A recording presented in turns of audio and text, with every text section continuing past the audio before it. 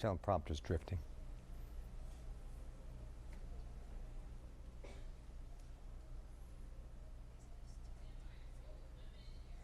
One minute. Confirming reel first. Correct? Video first. Yes. Thank you.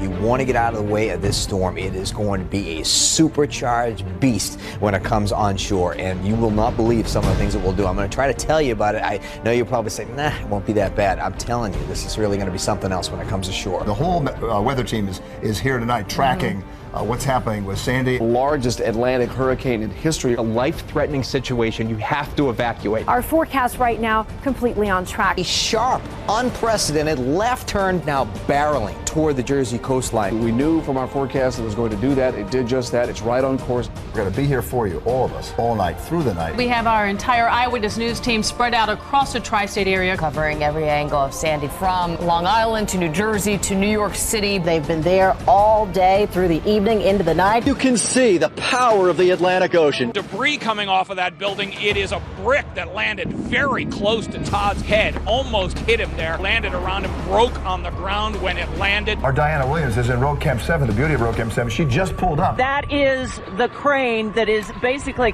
kind of dangling. Phil, you're about 80 miles from the center of a Category 1 hurricane. I've been listening to you all afternoon, and you've been so dead on with this. Every time you say, this is going to, the wind's going to pick up, the rain's going to pick up, it does. If you take a look, this is the building facade that we were telling you about. Right there, the facade collapses. Fire situation, and that's it right down the block. The surge is what Sandy is going to be remembered for. It's an absolute river pouring into the city. Trapped in their homes. I was scared that I was going to drown. Worst case scenario has played out. This is where the Hudson is right now. She actually was the first one to report that the Hudson had breached. It was lifted up by the storm surge. Michelle Charlesworth got first on the air, I might say. The wind field of the storm is huge. It's just really scary out here. These bricks were flying through the air. Concern about flying debris. Down trees, and they're all taking power lines down. Snapped like a toothpick. We've been talking about widespread power outages. This is an incredible scene here in Lower Manhattan. We lost power. We do not have power in our main studio. Hundreds of patients being evacuated right now. Oh my goodness, guys. Yes, it is an infant. They're getting them all out. It is every bit of what we thought it would be. Really devastating morning here. Devastation I have never seen. A house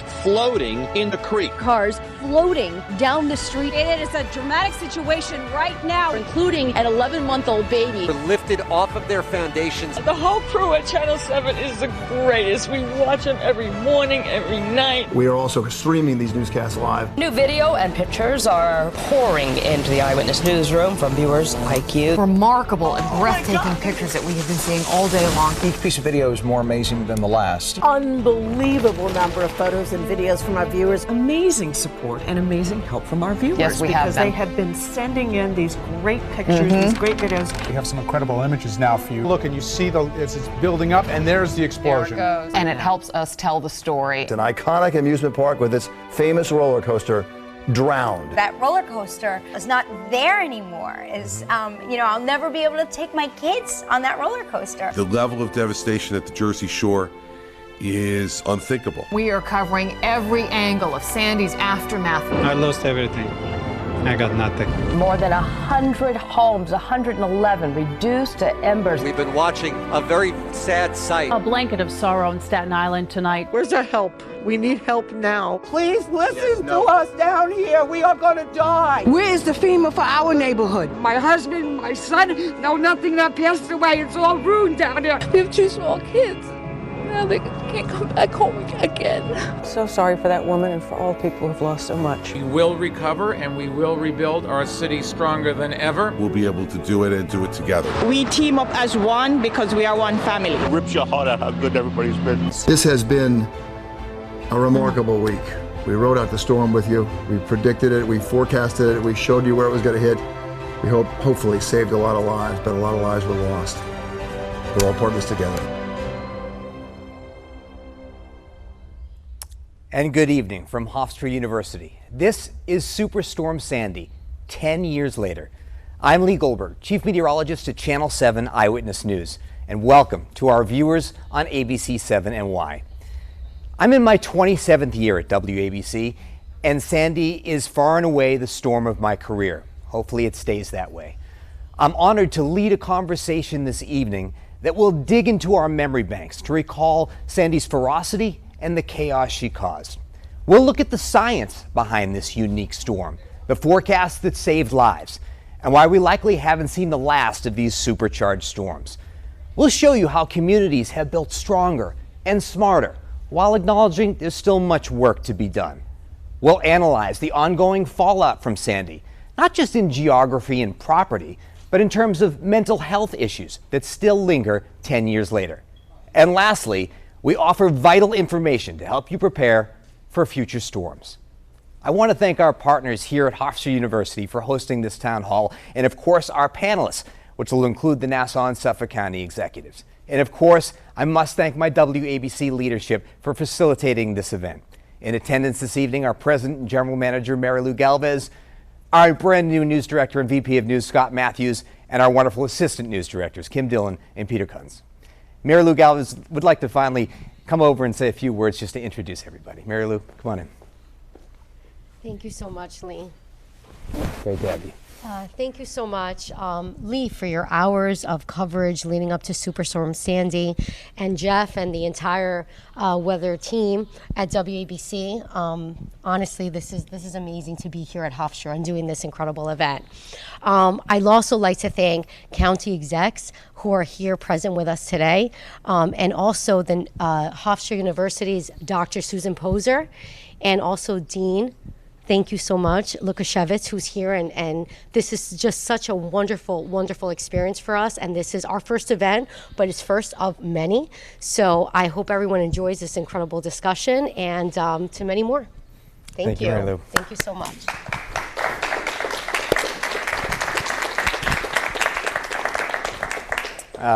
I've seen the footage that we started our show with many times, but it still gets to me every time. So powerful. What the biggest natural disaster in the tri-state area did to our area. So we want to dive into that storm tonight. I'll look back at it, how we handled it, and then how we're going to feel comforted by the fortification that's happening across the area and how it will make us secure going forward. So on to tonight's program. A little over a week before Sandy made landfall, I was actually just spending some time with friends on a Sunday, and I decided to check on a potential tropical storm brewing in the Caribbean. I punched up the European model on my phone, and I just froze.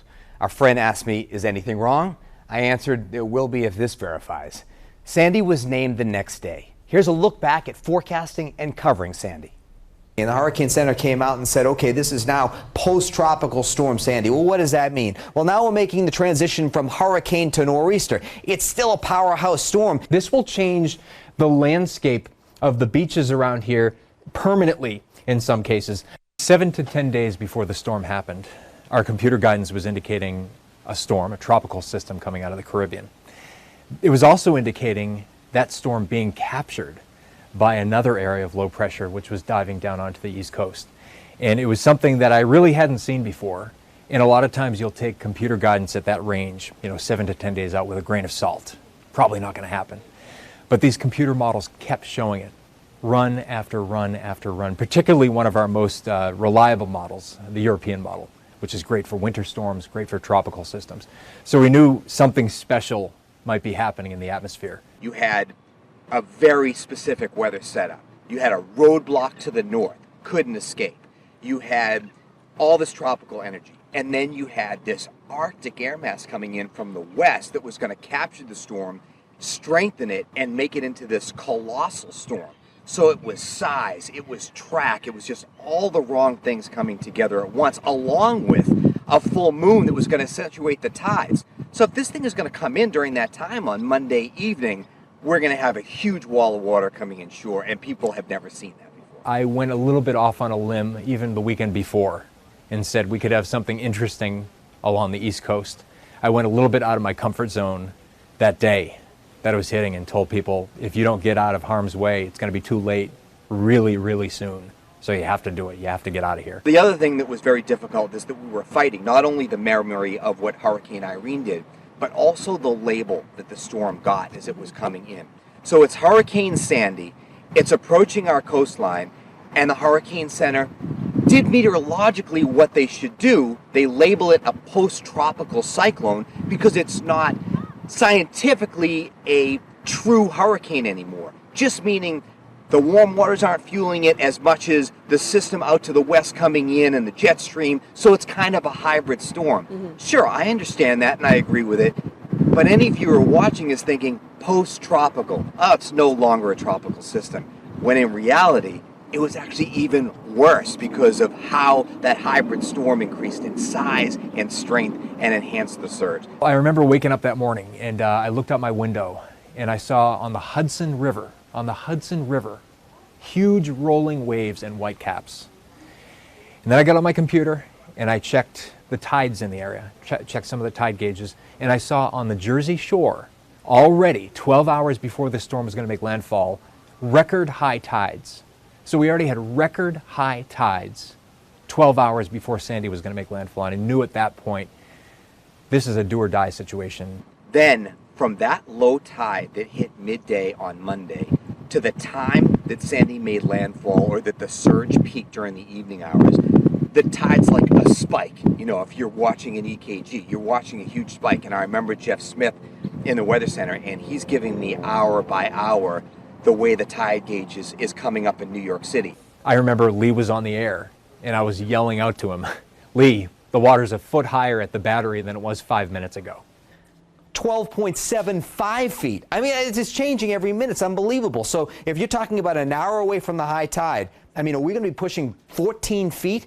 This is just okay. Whole wall of water comes in, so you're seeing those tide gauges go up, and New York City goes, it's the tale of two cities. You've got the lights on in upper Manhattan. We're getting wind and rain outside the studio on the west side, and lower Manhattan's black and black rivers coming in. This is where the Hudson is right now, and we are about 3 blocks from the Hudson River at least. This is covering the West Side Highway right now. Obviously, our reporters in the field were showing what was going on. I remember we had Kimberly Richardson on the phone from Lower Manhattan, and she said the water was coming up onto the street there. She's saying that the Battery Park, the seawall is breached. I'm like, this is really happening. And I mean, into the subways, and you know, we don't have the infrastructure like we had post-Sandy, so just inundated with water in, you know, all these skyscrapers swaying back and forth with 80-mile-per-hour winds, and it was just an incredible sight to see. You didn't see the full extent of the damage until the following morning, and I remember Mayor Bloomberg at the time got on. He said, we have witnessed perhaps one of the worst storms in tri-state area history, and that really said it all. You make your way from north to south, the Atlantic City Boardwalk, destruction, up to Mantoloking.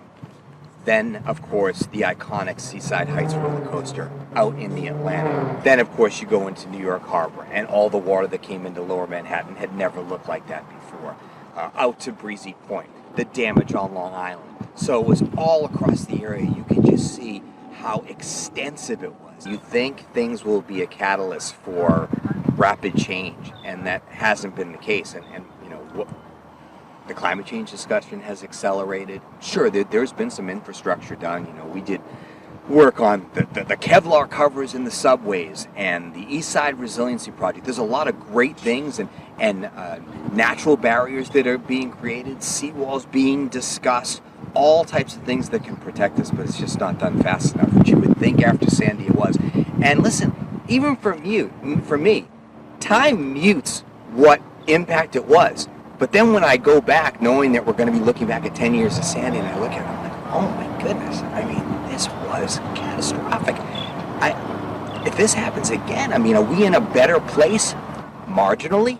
You know, And now the fact that we've had some sea level rise since then, would it even be a worse case? I mean, like, for everything to come together with Sandy again, that's hard to attain, but not impossible. And also, when we talk about like 1 in 100 year storms, we're not talking that it's going to happen once every 100 years. We're talking in any given year, there's 1/100th of a chance that it could happen. There's a 1% chance that it could happen. So you could get one of those storms 3 years in a row, potentially.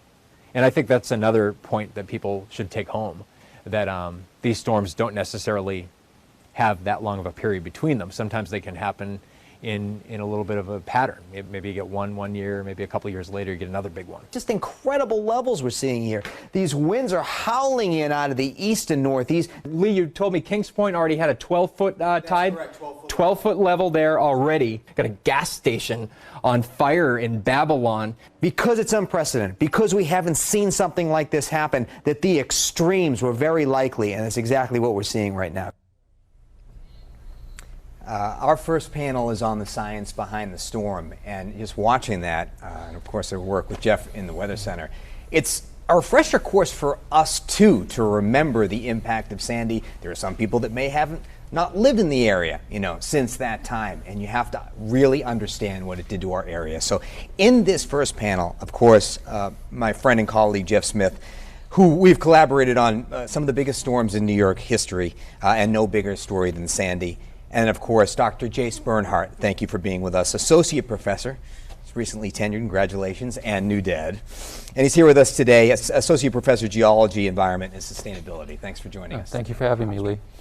Jeff, I want to start with you because, I thought about sort of the atmospheric setup, and I think about it as a Sandy pinball machine. It's like the bumpers had to be in the right place to direct the storm in its very unique path, and I wanted to get your take on that. Right, such a rare situation, and also a situation that you need to get a strong landfalling storm in the Northeast. You need a storm to be accelerating inland. It can't spend too long over cooler waters, and that's exactly what happened. And like you said, all the pieces had to be in place. You had an upper level low diving into the Ohio Valley, which basically sucked the storm in from the Atlantic Ocean and forced it on a westward path. You had a ridge of high pressure off to the east, not allowing it to take that route out to sea. So it was really a worst case scenario, especially for the Jersey Shore. I mean, the storm was moving from east to west, making a perpendicular hit on the Jersey Shore. So you're maximizing your storm surge along the Jersey Shore and into parts of New York City. Now, we're here on Long Island, and I just want to mention, if I were a betting man, Long Island would be the next spot to get a major landfalling hurricane, just because there's a higher probability of that happening. At this latitude, you have a lot of hurricanes that are moving directly from south to north. And if they're just positioned far enough west, they're going to make a landfall on a spit of land that comes out into the Atlantic Ocean, which would be Long Island or eastern parts of New England. I think Fiona this past summer was a big kind of a reminder of how strong a storm can be really far north. You had Fiona, which caused a lot of damage in Puerto Rico in terms of the rainfall, but then it strengthened into a Category 4 storm as it passed Bermuda. And it maintained a lot of that intensity as it moved into Nova Scotia, of all places. Made landfall in Nova Scotia with the pressure equivalency of a Category 4 hurricane. It was stronger than Sandy when it made landfall in Nova Scotia.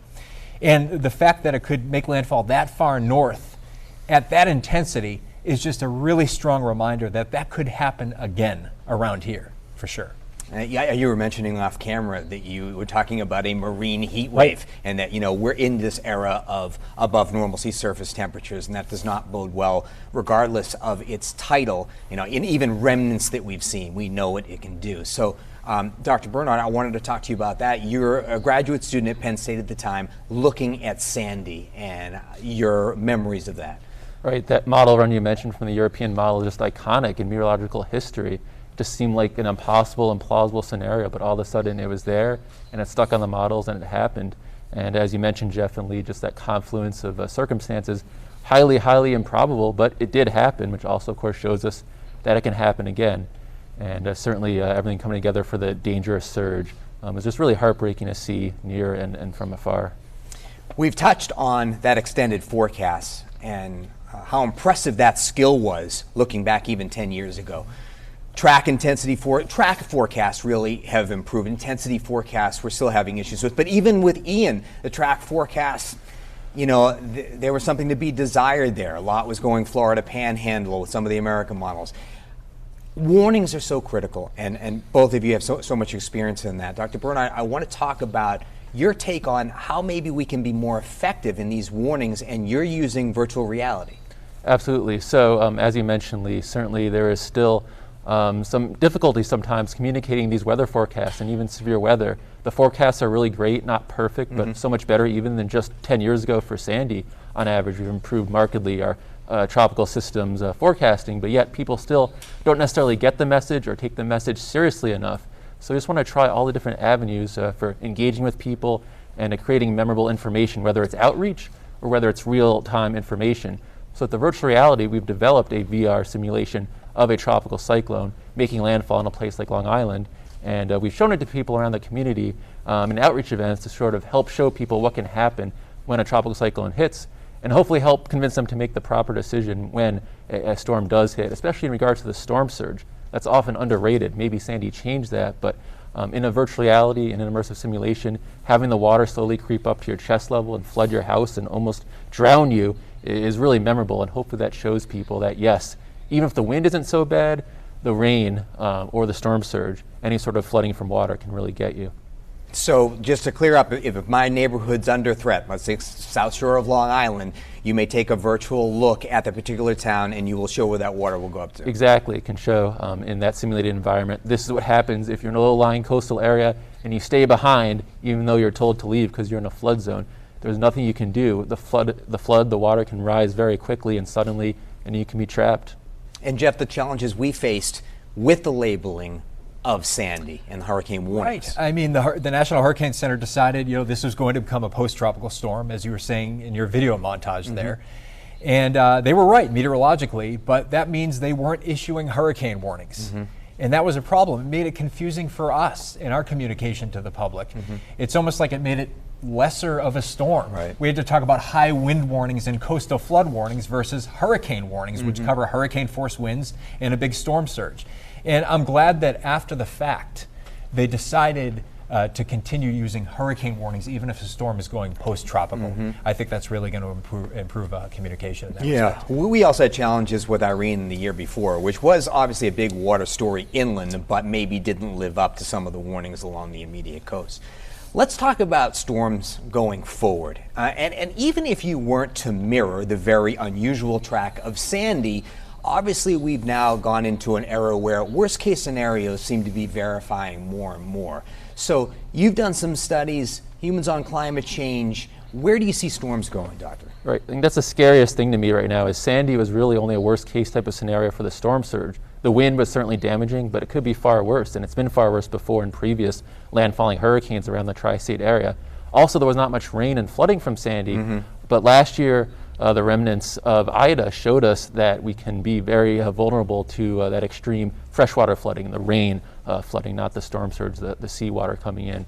So just imagining the combination of Sandy's surge, freshwater flooding like Ida, and also more significant winds in Sandy is really, really scary. But of course that could happen. And also communicating all of those threats at once is a challenge too. And Jeff, some of your observations just of how your forecasting has changed, what you've observed. They kind of mirror yours. Everything seems supercharged. Actually, Jason and I were just talking about a tornado outbreak on Long Island that happened last November, almost coming up on almost a year ago. You know, there were 7 or 8 tornadoes in one day on Long Island, and part of that may have been because of that marine heat wave we were talking about. Increased sea surface temperatures. You had a really strong, what we call vorticity maximum, spin in the atmosphere. Coming in during the month of November and interacting with those really high sea surface temperatures. So things like that. I mean, severe weather. I just feel like everything's supercharged. High rainfall rates, which is, I feel like rainfall rates are the thing that's most correlated with climate change and what you can most directly attribute based on this new attribution science that's been kind of blossoming lately. Yeah, and I mean, even with severe thunderstorm warnings, I just remember more frequent 50, 60 mile per hour gusts. Now 70, 80 mile per hour gusts are way more frequent. Did you want, it sounds like you wanted to say. Well, and also the season has opened up too. I mean, Sandy coming in late October is very, very rare for us to have a somewhat tropical system impact us that late into the season. So the warmer ocean water is staying warmer longer. It just gives more opportunities for these storms to come up the coast and potentially impact us in a major way. I mean, all of a sudden there was a wave of interest near Bermuda over the past 24 hours of moving northwest, and thankfully that didn't develop and is being deflected out to sea. But it was interesting as we approached the anniversary of Sandy that something was out there. Well, you know, I could go on with this forever. We're in our weather wheelhouse here, and it's actually a little, we'll do the Cornell alumni podcast down the road. And of course, I'm the oldest member all of a sudden, but that's how things go. But thank you so much. You know, I think we all understand how crucial our work is going forward, how the research has to continue, how the message has to be strong, and we just have to be vigilant in making people understand how serious these storms can be. So thank you so much. Thanks for having us. Yes, thank you. absolutely. I think we are all familiar with the disastrous impact of Sandy 10 years later. But where are we now? Is our infrastructure more resilient? Here are the stories of rebuilding stronger and smarter, specifically on Fire Island and Long Beach. The surge was coming, and it was so powerful there was nothing they could do to stop it from breaching Fire Island. It's hard to imagine what it was that you would see that water this high, you know, just coming through town. And taking plenty with it. In this footage taken by the Ocean Beach police chief 10 years ago and released to us only recently, you can see how the ferry terminal here was consumed, homes broken or washed out to sea. Ocean Beach's Mayor Jim Mallett telling us the Suffolk County executive would pay them a visit in the immediate days after Sandy. You thought that Steve Ballone was going to say, you're never going to be able to rebuild? Yeah, Done? It was that close. But fast forward a decade and a pretty incredible transformation is taking place. Hop the ferry here and you'll see how the $50 million in FEMA money has been spent. A new terminal and waiting room, a new sewage treatment plant and well, but also an ever-changing and somewhat uneven landscape. For many, going home now means going up, way up. I think that everybody's going to have to raise their house eventually, because the cost of flood insurance continues to escalate. What are the critics saying? It's too big. It's too big. The houses are too big. Let's remember this. All of Fire Island, 32 miles long, sits on a sandbar. This is a barrier beach. And when Superstorm Sandy hit, the water came all the way up to here, 40 to 50 feet of water. And so new FEMA regulations dictate that homes being rebuilt start much higher, as much as 18 feet higher along the water. Some look nothing like those next door, the traditional Fire Island bungalows. Don Sussman's been here for decades. His old home washed out to sea, but his new one is spectacular. Still, I know that in 6 hours, it could be gone. I know that. I've seen what the ocean can do. What's your biggest fear after Sandy? I'm not staying for the next one. I'll tell you that. It's Sandy for us every day. It has been for 10 years, because we're still working on it. And hoping that history never repeats itself. In Ocean Beach, I'm Stacey Sager, Channel 7, Eyewitness News. It's beautiful down here now. It's hard to believe that we had a storm like that, really. I mean, I look back on it and say, I can't believe that we lived through it. Long Beach, Long Island, in the fall of 2022. A warm breeze, a gentle surf, and hardly a trace of what happened here 10 years ago. But the storm lives on in the memories of those who lived it. Be thankful for what you have, you know, because it could easily be taken away. People like Steve Shaw and Sharon Cantante. Unless you're here and you witnessed it, it's just unbelievable, the destruction, the damage that it caused.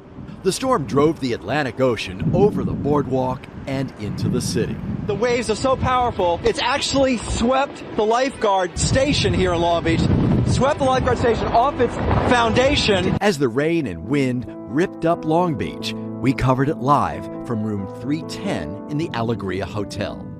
That's where I was, down there on the boardwalk.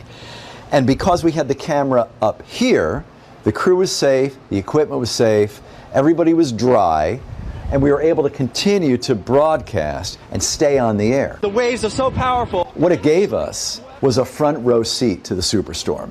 By morning, the devastation was overwhelming. Neighborhoods were blasted with sand and salt water. Cars were swept away. Homes were destroyed. But 10 years later, the sand is long gone from the streets. Homes have been replaced, and there's a line of dunes to hold back the ocean. The boardwalk is the city's backbone, and every plank has been rebuilt, better and stronger. Former Long Beach City Manager Jack Schneerman. The truth is, at the time, we were staring down some really scary possibilities. It could have been a real economic death spiral. What saved the city was millions in federal money and sheer force of will, and an ad campaign with Billy Crystal. I'm Billy Crystal, and this is Long Beach, my hometown. Come see us. It was a testament to everybody to coming together and realizing, you can't leave a coastal city unprotected. And I think that's what Superstorm Sandy did for our whole region. It drilled into our consciousness, this is what is necessary, this is what can happen, and unfortunately, it takes a big event, I think, to captivate the public.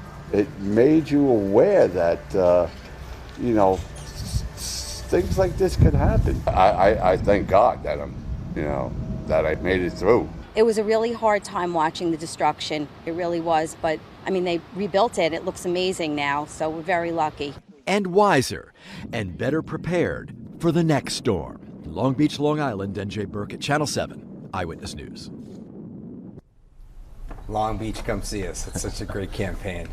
I have an all-star panel in this topic as we talk about the rebuild and are we prepared for the next storm.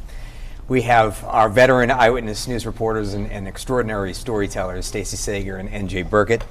We have our Nassau County Executive, Bruce Blakeman. Welcome, Bruce. Thank you. And our Suffolk County Executive, Steve Ballone. And I know you've all worked closely together, so I look forward to making this a conversation throughout to give our viewers, to give our Long Islanders best view of what's going on. Stacey, let me start with you as sort of a reporter recall, because you really could splice together a lot of different pieces of this puzzle, starting with the battery that morning when water started to splash over on the 29th. Absolutely. I worked the early morning shift, the morning of Sandy, and I was standing in Battery Park City as the water was coming right in. And we were getting the first hint of it, and it was really, really eerie. And then we went from there to Bellevue Hospital, where they were pulling all the patients out. They were evacuating. Bellevue Hospital in Manhattan, evacuating. And then in the days that followed, we went to Breezy Point and followed the devastation there from fire, of all things. Not just the weather, the rain and the wind, but fire. And then for this week, I went back to Fire Island and focused on the rebuild and focused on how the landscape on Fire Island is changing dramatically. And really, if you look at Breezy on the western end of the Rockaway Peninsula, it's not all that different from Fire Island. Really, it's surrounded by water, and it faced a lot of the same type of hazards. And what you had in Breezy, of course, was devastating. 100 homes, went up in flames and just unbelievable fires. And I know when we were on Fire Island, there are questions now with the rebuild and the houses being bigger and higher and closer together about the next storm, and whether or not there would be fire there, and what would they do. So there are still so many questions as we move forward in this process. And you heard the mayor of Ocean Beach, Steve, you heard him say, Steve Ballone paid us a visit, and I wasn't sure if we were going to rebuild. I wasn't sure we were coming back. And now you look at these beautiful homes on Fire Island, and some of them are beautiful, but you hear that homeowner saying, I know in 6 hours it could be gone. And it's unbelievable. They love it so much that of course they want to live there. But these storms are more and more powerful. And the spectrum of what I saw and what I continue to see in covering these storms, even a storm like Ida with that rainfall, and like you were just saying, if you get that rainfall mixed with a surge, that's the scary thing to me as a reporter. Go ahead, Steve. So I was on Fire Island the morning that the storm hit, and I remember getting a call from the National Weather Service. I was out with my EOC commissioner, and the words that they said to me, I'd never heard anything like this before. They said, the storm is going to be worse than predicted, and anyone who is left on Fire Island is in mortal danger. I'd been managing a lot of storms over many years as a public official. I'd never heard anything like that. And we were on Fire Island on the east end, east of the communities. So we made our way over to Robert Moses Bridge, where you can get there by car, Robert Moses Beach, and we quickly, with emergency management officials, worked to get as many additional people off the island as we could. But the storm was already up to the beach. You couldn't go across the beach. So we went in as far as we could. We were able to get some additional people off, but the rest rode it through the night. And in the next morning, we didn't know what had happened. We had no communications, didn't know if they had survived or not. Unfortunately, those who did ride it out survived, but the devastation was unlike anything we'd ever seen. NJ, no one knows Long Island like you do. You've seen many storms, and it was amazing because you're in Irene seeing the lifeguard station go down at Long Beach, and then the same thing happens in Sandy. Your observations as to what's happening with Long Island when it comes to these storms? Well, clearly, as you guys pointed out in the last segment, Long Island is extraordinarily vulnerable, even though there have been a lot of improvements and areas where they have reinforced the beach. There's no question about that. But as you said, there are going to be more storms. Storms are going to have greater intensity. What I think the superstorm did for the people of Long Island, and not just the coastal residents, of the people of Long Island in general, is that there was perhaps a loss of innocence in the sense that people now understand their vulnerability. And what people forgot, I think, the people who stuck around forgot was that it might be interesting, it might be exciting to stay in your home and ride out a hurricane or a superstorm, but you wake up the next morning and now you're living in a disaster zone. You've got no heat, you've got no hot water, you may not even have sanitation, plumbing, food, all of that. Now you're living in that zone. And I think a lot of people recognized how devastating that would be in the future were that to happen again. So in that sense, there's this loss of innocence. So I think perhaps people will think twice about sticking around because they went through what they went through during Sandy. Yeah, I remember seeing in your reports, I think it was Oceanside, no power, no heat. It was going on 12 days. It was awful. It was awful. You know, you were living in a disaster zone, and you just don't want to be there. There were people who couldn't come back to their homes, for weeks, in some cases months. And they stuck around. They wanted to stay for a week, and then they realized, you know what, I'm not getting the power back for a long time. And now there's mold growing in my house, and I can't live there. So it was you heard the people talking about it in the segment. It's hard to imagine that it could be that bad, and it was. So I think people learned a lesson. No doubt. Bruce, Sandy, through your lens and how it's changed what your county does to prepare for a storm like this. Well, first of all, I live on the barrier island in Atlantic Beach, so I'm very mindful of everything I've seen and everything we're talking about today. What I saw in Long Beach, Oceanside, Island Park was true devastation. It was like an apocalypse. It was almost surreal. And I saw people huddling around fires, makeshift fires to keep warm. And what a lot of people forget is we had a blizzard right after that. I didn't forget that. It seemed almost biblical at the time. And what we're doing now is coming upon the 10-year anniversary of Superstorm Sandy and viewing what happened in Florida a couple of weeks ago with Hurricane Ian. I took measures here in Nassau County whereby I called a surprise hurricane drill on 2 hours' notice from my whole staff, all of our commissioners, all of our support people, police, fire marshal's office, OEM, public works. I wanted to see how they would perform, and I was very, very encouraged. They performed extremely well. A lot of them had experienced Superstorm Sandy, but I think that we have to keep drilling like that. I think that we have to make our infrastructure more resilient, such as our water treatment plant in Bay Park. And I think we also have to realize that we're never going to get truly ahead of Mother Nature. The things that we do are measures to minimize damage and minimize people getting injured or death. And we have to do those things so that we can protect the people as best we can, but in storms of these proportions, sometimes it goes beyond our capacity. Bruce, do you agree with what I said, by the way, that you think that people have learned a lesson from the superstorm? I think that some people have learned a lesson, and I think that... I had a feeling that was going to be your answer. I think that there are some people with short memories, and I think that basically, if you haven't seen it or experienced it, it's one thing to see it on TV, and I'm not minimizing television coverage, because quite frankly, for a lot of us, that's the only way we got our information.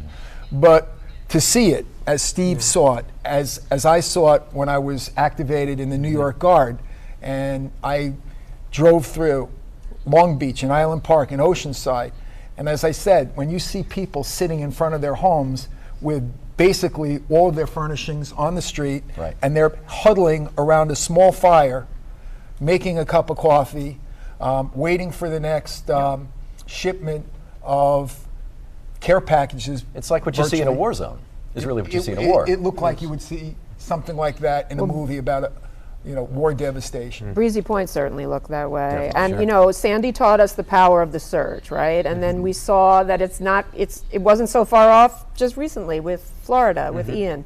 The same time, I don't know meteorology like you do, but I know that these were both surge storms. Yes. And it taught New Yorkers the power of that, and it doesn't have to be a huge rainfall.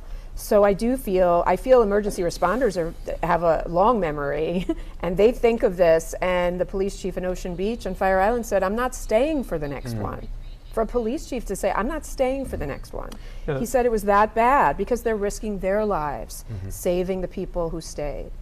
It's very difficult. Long Islanders are tough, obviously we know that. And the instinct is to ride a storm out, and that was. And prior to Sandy, it has always been tough to get the message out to evacuate or to leave. But something changed after Sandy. People now, when you put those warnings out, there was an understanding of what can happen. And I had that experience myself. I had stood in many storms with NJ in Babylon prior to this as a town supervisor and as a councilman. And it always felt like storms never quite lived up to expectations. And with Sandy and since Sandy, it has been the opposite.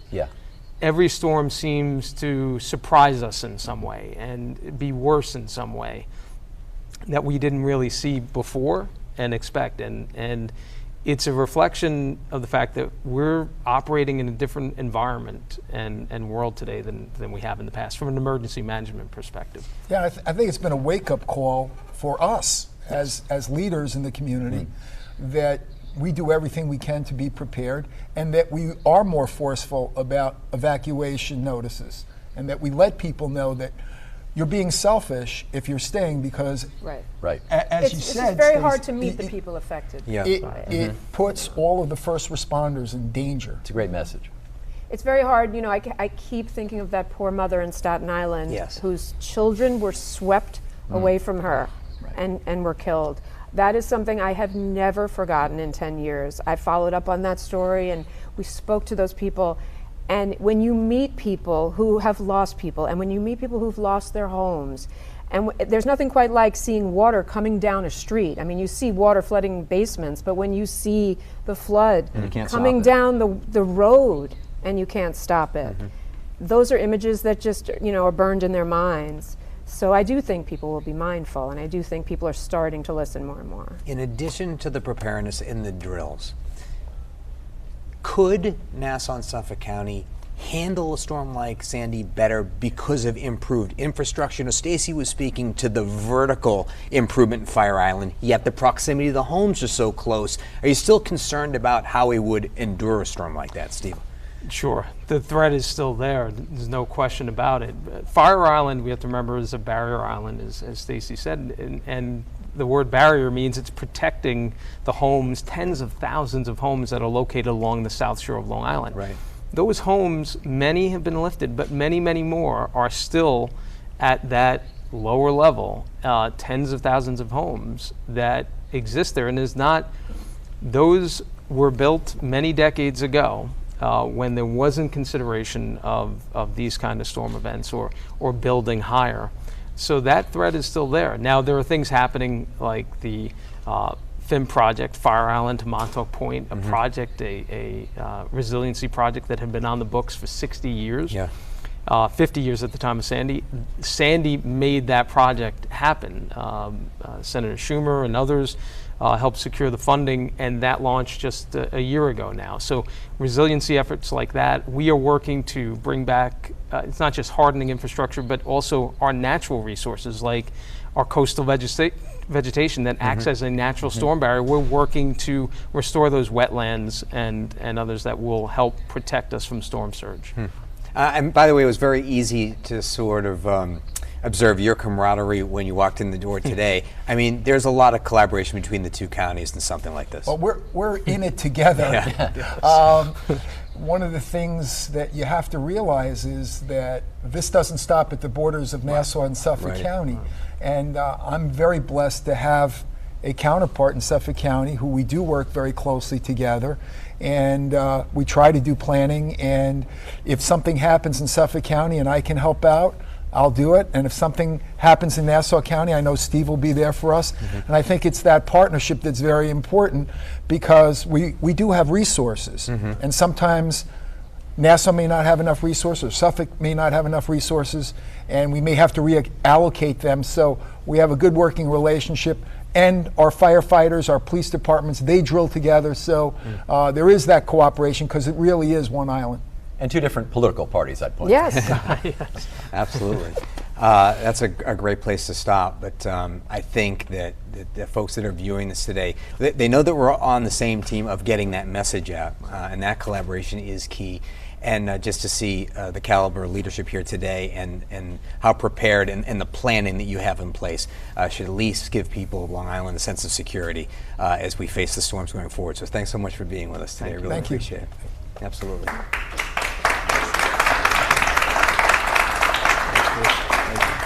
From the rebuild and recovery to a different kind of fallout. We're talking about the emotional fallout that lingers 10 years later for some of our youngest storm victims. Take a look. Izzy Newman loves to move.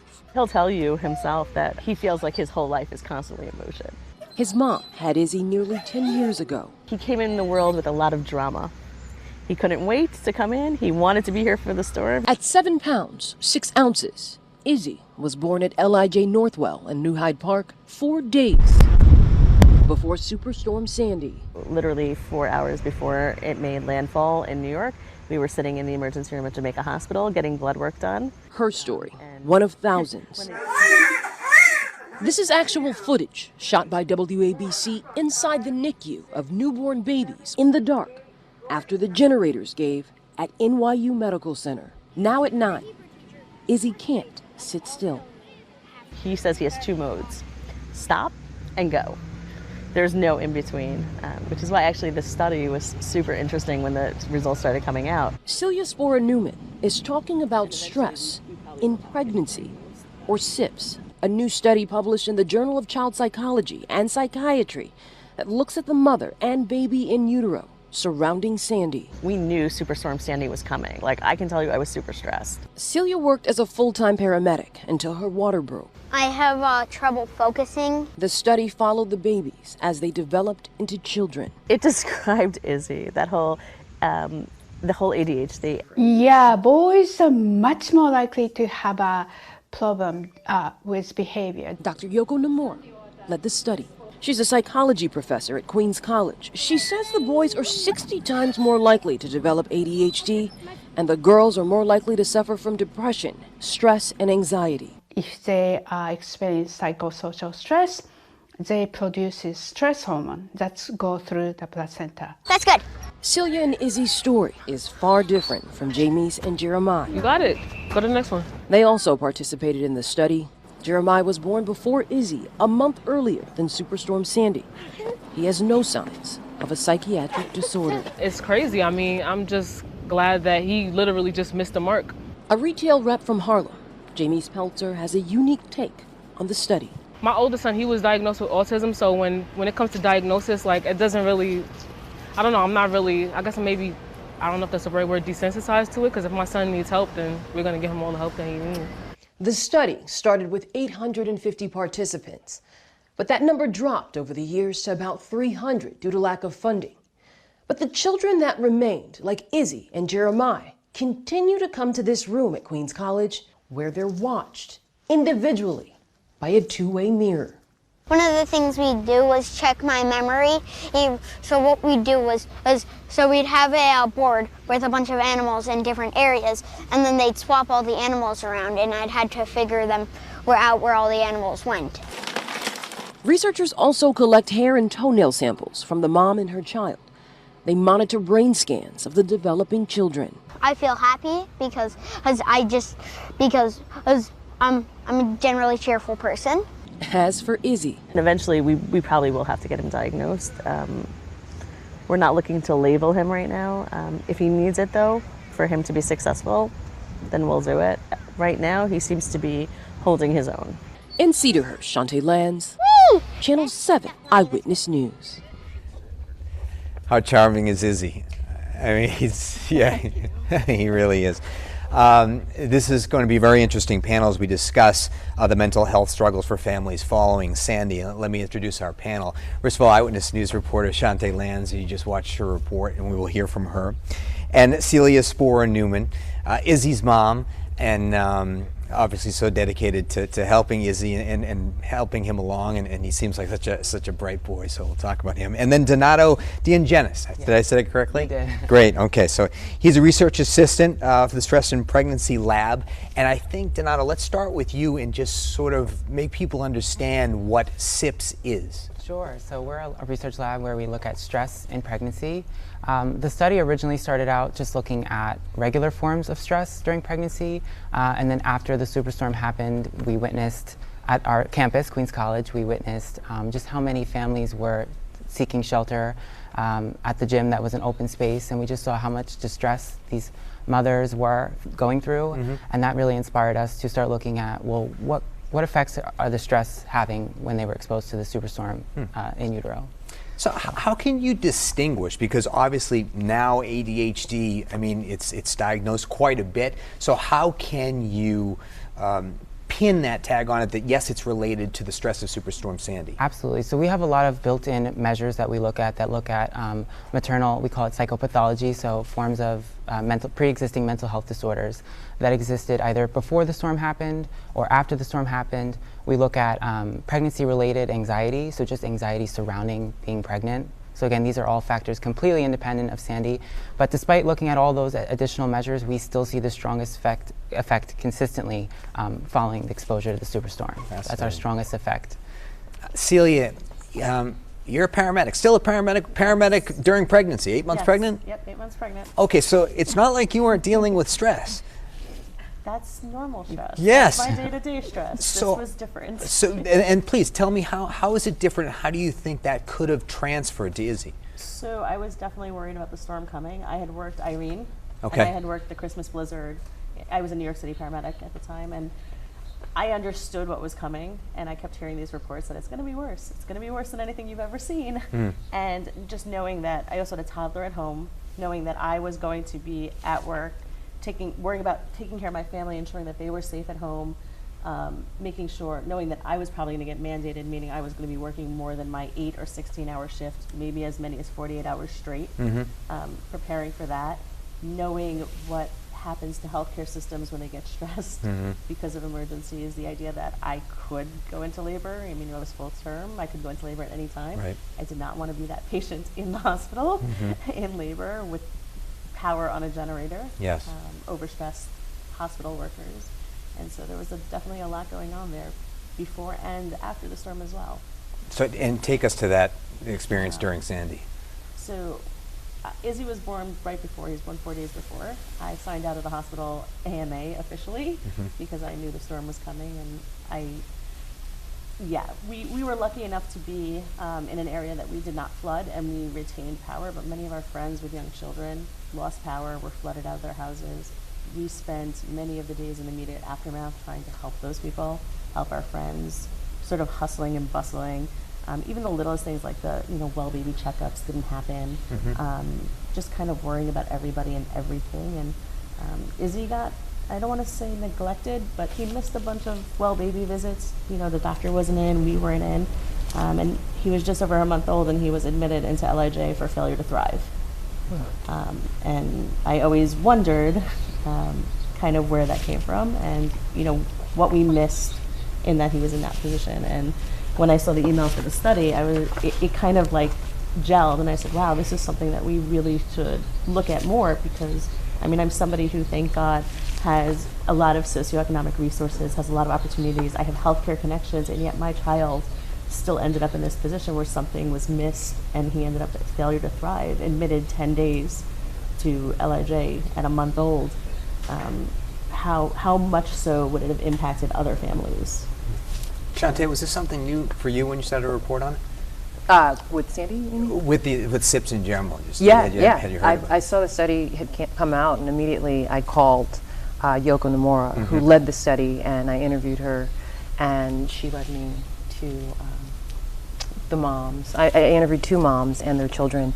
And what was interesting, one mom, her son was born a month before Izzy, before the storm hit, and he had no diagnosis, and he didn't have ADHD, so the boys were 60 times more likely, according to Yoko, to get ADHD. The girls would have stress, anxiety, and depression more likely, right? Yeah, there's a difference by gender. That we found in our most recent work. So. And did Izzy have the sort of staples of evolution of that stress? Did you see? I mean, was it clear? He has always been. I have 4 children total, 4 boys, and Izzy has a very different personality than the rest of them. He always has exhibited kind of that hyperactivity. He's all over the place. He will tell you he has 2 modes: stop and go. And he constantly fidgets. He will tell you, I can't sit still, it's okay, I can't sit still. He's learned to manage it over the years and kind of work with himself, but his older brother can sit for hours and not move. So there's definitely not just a personality issue, but there's clearly something else going on there. And I also think he has a little bit more empathy for certain things. And I always wondered if it comes out from, you know, his early experiences of everyone just around him. Donato, do you see it as a lifelong battle or issue? So that's what we're hoping to avoid. Yeah. We're hoping to really focus on the negative effects now, these higher rates of anxiety, depression, hyperactivity, so we can kind of spin it around and use it as a more positive effect. How can we build resiliency within the community and come together to help these children find the resources they need to overcome sort of the current distress that they're in, and hopefully prevent it from being long-term. Does Izzy have an awareness of this? Absolutely. Yeah. He will tell you. He doesn't officially have a diagnosis, but he understands that probably one day he will be diagnosed, but that's okay. It's his personality. He thrives. He loves to run. He's active.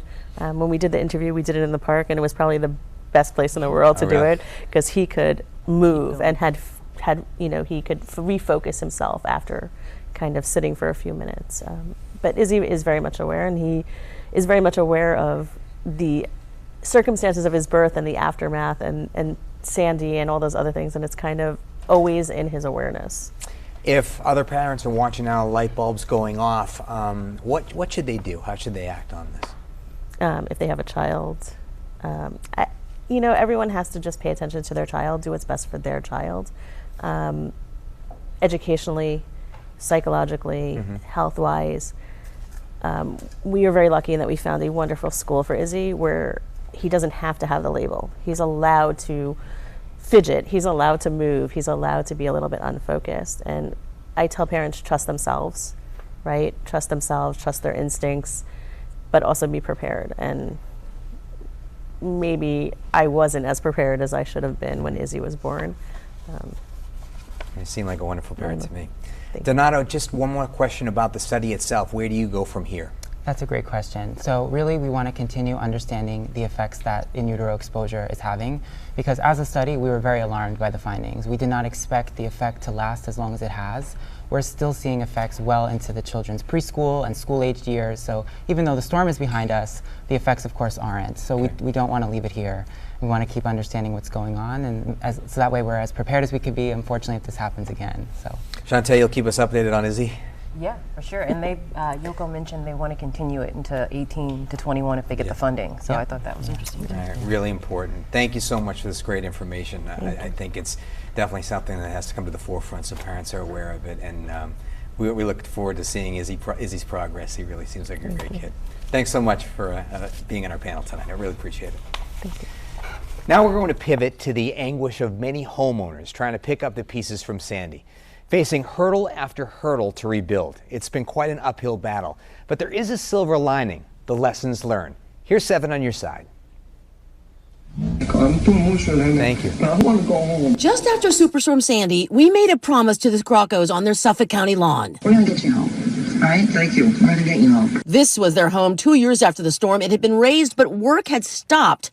And this is the house today, completely renovated after we helped the family out of a frustrating catch-22. Saved us. Yeah. Saved us. Yeah, right? Literally saved us. Saving grace. It was a common conundrum after Sandy, homeowners unable to complete renovations because their mortgage lenders wanted work to be done before releasing payouts. But most couldn't get work done until they got their insurance money. The banks were fearful owners would take the money and run, which some did. How high up did you go? 11 feet.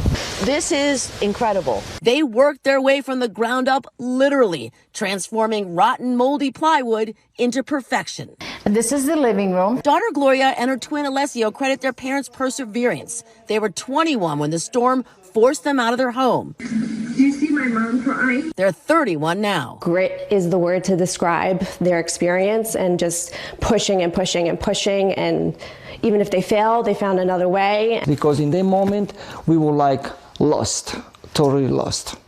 And we don't know what to do. What they learned in a decade: prepare for paperwork. New York Rising and FEMA funds both helped, but require a lot of work. And so does researching reliable contractors. Hire a licensed one for all work and never pay up front. And always keep important paperwork secure. Your personal documents, that's so important to keep them on high grounds in a safe place. And finally, advocate for yourself. Once the family called us, their 30 grand was released in 4 checks. One piece. After moving 7 times since Sandy, they finally came home in 2015, putting the storm behind them, but never forgetting our help. It's like we have a special feeling for Channel 7, especially for you. I mean, you bring my family home.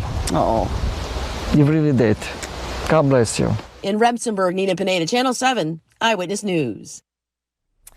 It's just so critical to have a plan in a time of crisis, to be able to lean back on that, so critical. And so we're going to talk about how families can prepare for hurricanes and other storms going forward. And let me introduce our panel. First of all, right next to me, Gwen O'Shea from the Community Development Corporation of Long Island. Welcome. Thank you for being here. Pat Beckley, Suffolk County Fire Rescue and Emergency Services Commissioner. Thanks for being here, Pat. Thanks, and the Nassau County OEM Commissioner, Richard Corbett. Richard, thanks for joining us. Richard, let me start out with you because you were the Long Beach Fire Department chief at the time, and I wanted you to at least take a look back and describe some of the rescue missions and emergencies that you endured. It all started probably 4 or 5 days before the storm hit. The preparations, telling our members, prepare to evacuate, get your family safe if you're going to stay and help. Because we've got to remember, it's a volunteer fire department along with a paid fire department. Mm-hmm. So the volunteers had a choice to stay or go, and the majority of them stayed. And as we got closer and closer, we prepared our boats, our portable pumps, shopping for food to keep in the firehouses. And with all the preparation, it came to a head. We didn't know what we were expecting. There was a little bit of excitement. There was a little bit of electricity in the air. What are we in for? Mm. And as the night went on, we realized what we were in for. It was just total devastation. But it started off with car fires. Car fires were lighting off everywhere. Mm-hmm. And there were so many car fires at one point where the resourcefulness of the senior firefighters, they didn't have time to park the truck, put it in pump, stretch lines. There was so much water in the street, they would drive up, create a wake, hit the brakes, the water would flood the cars, put the car fires out. Mm. And as soon as they were done with that, they would go on to the next one. So, it was a lot of on-the-fly thinking and, thinking outside the box. Gwen, you're nodding, your experience with the Red Cross and Catholic Charities during Sandy, but tell me about your memories of Sandy. It is just fascinating going back. It's hard to believe that it's been 10 years since the storm hit us. You know, one of the things for us as sort of the short-term and long-term recovery, you know, health and human services, nonprofit organizations do so much after first responders, you know, take care of, sort of finish up the first response. Then it's the recovery after that. And just based on the nature, the devastation of Sandy on Long Island, it was not something that any one entity could handle. Right. And so we were fortunate with the great infrastructure we had in terms of organizations and partners here on Long Island to be connected to many national partners, because that was how we started to chip away at the recovery for some homeowners. You know, we joked about having the Mucking Mormons. It was a group of national Mormons that came in. We were affiliated with them as part of the National VOAD, and they were the first groups on the ground helping us, working very closely with United Way of Long Island and their 211 system to reach out to individuals that were flooded and that just had all this water in their house and didn't know what to do with it, how to get it out, what to do with the furniture. And so that was the start of a very long recovery that ended with American Red Cross and many of our other partners bringing in millions upon millions of dollars, philanthropic dollars, to match and try to help offset some of the gaps that, you know, were set by the government programs. As we saw in the earlier clip that you showed, there were many funds that came from the federal government that went to homeowners, which were wonderful, but just based on the devastation, it didn't cover all the needs that we know so many homeowners and family members had and still struggle with today. But that's the thing, it's still struggling today, so where do the funds come through now? It's a very good question. You know, I would say there are many homeowners. I think we all, those of us in the audience and on the panels, know the communities we drive through where we can point to the houses that we say those were impacted by Sandy. Unfortunately, many individuals left those homes not able to cover the cost of what needed to take place to get up to code. It is a challenge that, you know, we continue to work with homeowners, and I think it's one of the biggest challenges on the island is housing. The housing cost, not only to sustain, to maintain, and to rebuild. And many individuals, you know, had to sort of pivot and look to other ways to rebuild from that storm. Pat, you were working with New York State at the time. Yes. Your recollection back then and sort of some of the moments from the recovery and disaster that stand out. You know, the one thing I remember, I think that gets lost is that, and it's appropriate because we're at Hofstra. Hofstra was the home of the second debates, first with a sitting president. And then 2 days later, we had an officer get killed in the line of duty. And then 5 days after that, another officer from Nassau County Police Department got killed on the line of duty. And I say that because I think people forget the emotional duress, since we just had that last segment, that the first responders were under. By the time Sandy got to us, they were already spent in a lot of areas. But my recollection is being in the Emergency Operations Center 3 days before Sandy hit and already fulfilling requests for equipment from municipalities that knew that they were going to be overwhelmed. Richard, you know, you were telling me when we were talking off camera how, yes, a lot of improvements were made, but that doesn't mean we're hurricane-proof in a lot of ways. Like the county executive said before, we are not hurricane-proof. It's just a way to help get through things, through disasters. A lot of these new homes are built to FEMA standards, which means that they're raised up. That's to allow the water to flow through. Right. Your house isn't going to sustain a Category 4 wind. If you're told to evacuate, even if you have one of these FEMA standard homes, you have to go. You know, nothing is windproof. The water will flow under your house. Yes, that's fine. But if your house blows away with you in it, or the roof blows off while you're in it, what good is it? It's just for the water to flow, because we found a lot of houses where we're swept off their foundations. These new foundations, they're meant to withstand that. The storm surge, not the wind.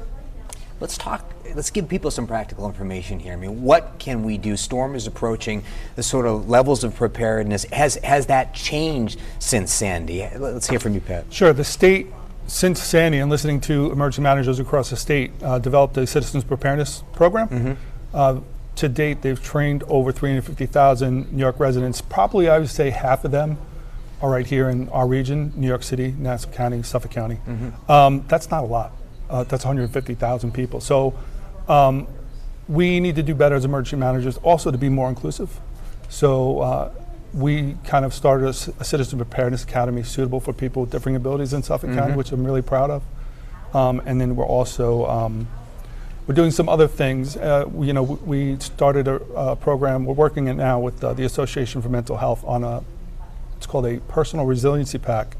And the idea is that you'll build this pack for yourself. If you suffer from anxiety or trauma, you'll build it ahead of time. You'll put it in your go bag. Because if you suffer from anxiety under normal conditions, think about what you're going to feel under duress during a disaster. So we're working on a lot of innovative stuff like that. Gwen, how about your responses? You know, I think the infrastructure question is a really important one. Again, as we heard from some of the earlier panels, when you look at Long Island, you look at just the way we're an island. You look at our proximity to New York City. You look at our housing challenges that we have here. We have to maintain, sustain, and build smart housing. And so as we think about, to your question about homeowners, if there is an opportunity to rehab or do a retrofit in some way, to do it smartly, to do it from an environmental sustainability perspective, we're very fortunate to be working with the state on looking at retrofits, looking at the 500-year floodplain, the 100-year floodplain, what needs to happen to maintain homes there and sustain using different products, different qualities, working with other partners across the country that are looking at how do you build a structure that can stand up against some of the different sort of weather issues that we are going to be facing as a region. It's not if, it's when. Lee, can I also just talk about what Pat was talking about, the community response teams? We actually are graduating a class in 2 weeks of about 25 people, and they are all English as a second language students. So that was one of my biggest fears as the fire chief, is that there's a lot of not English-speaking people that lived in Long Beach at the time, and my biggest fear was they weren't getting the messages that, you know, you have to evacuate. There's a big storm coming. You know, there's different demographics of populations, and this class we have 2 translators, so we are getting the messages out to the English as second language people that we have to work together and we have to expand, because there's so many different people on Long Island that we have to get the message out as one. Pat, as a storm unfolds, can you take me through the timeline of your actions as a storm unfolds? Sure. So with storms, I don't want to say it's easy, but we have a set plan, right? From a state perspective, they start on a 144-hour timeline. So from the 144 hours out before the storm hits, they start going through certain steps. On a local level, we go on a 120-hour timeline. So things like refueling vehicles ahead of time, making sure that our plans are in place, that everybody's aware of what we're doing, that that they have their homes and their families taken care of, because they're going to probably not be home for a while. Different checklists we have. Also, communication, right? Speaking with the non-profits like Gwen, communicating with Nassau County is key, because we do work on a lot of different disasters together. In fact, we're actually going to a new software program. We've already started WebEOC. They're going to it. It's going to allow us to communicate better with them, and as well as FEMA's going to it. So that was the biggest thing. I think we weren't communicating enough. I think we wanted to. We held those meetings, but I think they hold more meaning now. We meet regularly with the whole region as far as the emergency managers go, and we keep those nonprofits engaged, because they have a lot of information that we need that we're not always aware of. So you feel like the public would be in much better shape if a storm is approaching. They'd be much more well informed. Absolutely. Also with the nonprofits, you have experts in so many, they're volunteers, but they're experts in their field. You have electricians, you have carpenters, you have doctors, you have mental health experts. Pat and I were commissioners. I don't know about treating mental disabilities. I don't know about treating somebody for a broken leg. Whereas these VOADs and COADs, they come in and they assist us. They're part of our stakeholders. And it's just, the communication is what I think hindered all the operations in the past. Since before Sandy, I would call Nassau County OEM, because I had a friend, hey, can you reach out to so-and-so and get me this? And another chief would call somebody, oh, I know so-and-so. So things were being duplicated, and 2 people were working on one request, whereas everything has been streamlined. There's a progression that you have to go if you request resources, no matter what it is. It starts at the local level, goes through the county, then up to the state. So communication is a lot better. And like Pat said, Pat and I email, talk, text on a weekly basis. Like the county executive said before us, there's no imaginary border between us. We're in this together. And if Suffolk County needs something, they have to get through us to get to them. So As we wrap up, your one message to our viewers tonight as the storm is approaching, talking about your research, your resources, your assistance in a storm. You know, I think going back to what we heard on one of the earlier panels where there was a conversation around, has this changed everyone? I think memories are short. I think there were many people. Long Island is very diverse. There are many communities that have need and many communities that have abundance. And I think those that had abundance didn't get impacted by the storm in many ways. I remember talking to people 3-6 years after saying there's still an impact of Sandy. And so those most vulnerable in our communities are those that are most impacted. And so it's important to connect with individuals, stay aware, and believe the news that you're hearing as it pertains to preparing and being responsive. Pat? Yes, heed the warning. You know, unfortunately, we're seeing it in Florida, right? With Lee County, water kills. And if you have the means and a storm's heading your way, don't wait for the evacuation order. Just get away. Same thing. If you're told to evacuate, evacuate. We're not saying it to make your life uncomfortable or make you unhappy. I was chief during Irene, and NJ was up on the boardwalk doing an interview, and he said, did people take the warning? And we said, they did, but the problem is nothing happened, so they just remember you're only as good as your last storm. As I'm sure people have told you that. Only too well. But everybody forgets. They forget about Sandy because it's been 10 years. It's like everything else. It's far back in your mind. We met during Sandy. Yeah, we did. So that's it. But if the authorities recommend an evacuation, if you guys tell us, we rely on you, the residents rely on us. So you're part of our team as well. And it's a pleasure working with you guys and getting us all together to remember Sandy, the good, the bad, and the ugly, and the future of what is good for all of us. I think that's the most important thing here. A proud member of the team then. Thank you very much. Appreciate it. Communication certainly being the team. Thank you. We have something special before we close things out tonight. We're right in the heart of the Lawrence Herbert School of Communications here at Hofstra. And we want to bring you a piece by students Madeline Armstrong and Yao Bonsu, looking back at some of the experiences of Long Islanders during Superstorm Sandy. That story had to be written. The story is Hurricane Sandy. Nassau County Poet Laureate Paula Kersey wrote as a way to cope with the storm. We are all mother, looking out for each other. You know, everybody was each other's mother back then. Everyone stepped in and gave each other a helping hand. Kersey's a Long Beach resident. Her home was a part of an estimated $200 million in damages to the city. I literally cried.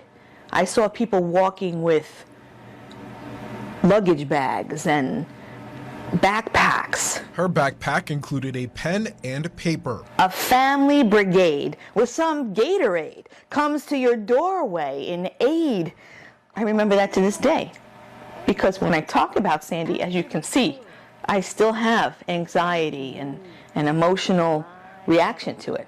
Emotional is how you describe the reaction of many seeing the Long Beach boardwalk torn apart, including former resident Ron Rabinovich. It didn't hit me how severe it was until I walked to the boardwalk. A boardwalk disheveled and destroyed. I had some tears in my eyes to see our beloved boardwalk, you know, that we love to ride the bikes or walk with the kids and everything. It was totally ruined. Like Kersey's poem, Rabinovich looked to his fellow residents to build back. Who is a Republican, who is Democrat, we didn't know, and we didn't ask, and we didn't care. And just everybody help each other. Being a hurricane survivor is obviously emotional. A lot of love and a lot of caring thoughts go out to them. In Long Beach, I'm Yao Bonsu. Madeline and Yara behind me, and I think my general manager and news director might want to speak to you after the show. That's pretty impressive. Future Eyewitness News reporters, maybe. Madeline's in-depth reporting of the aftermath of Superstorm Sandy will soon be seen in the Long Island Advocate and on our website, ABC7NY. What an excellent Sandy time capsule that was, and it's a shining example of the great communication program here at Hofstra.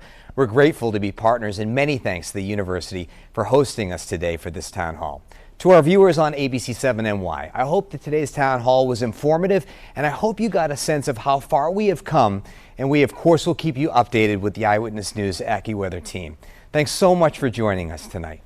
Good night.